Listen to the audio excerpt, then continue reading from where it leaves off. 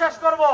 2024-এর জুলাই আগস্টের গণবিপ্লব এজন্য হয় নাই যে শুধু নির্বাচন করে একদল খুনিকে সরিয়ে আরেক দল খুনিকে বসাবো, এজন্য জুলাই আগস্টের গণবিপ্লব হয় নাই।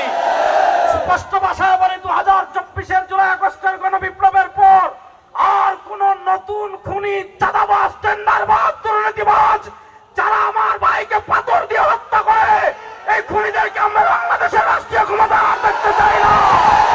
ওই চাঁদাবাজকে বাংলাদেশের রাষ্ট্র ক্ষমতা আর দেখতে চাই না।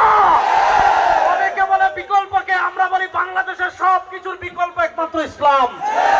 52 বছরের জাতীয়তাবাদ দেখেছেন, 52 বছরের ধর্মনিরপেক্ষতা দেখেছেন, 52 বছরে মানুষের তন্ত্রমন্ত্র দেখেছেন।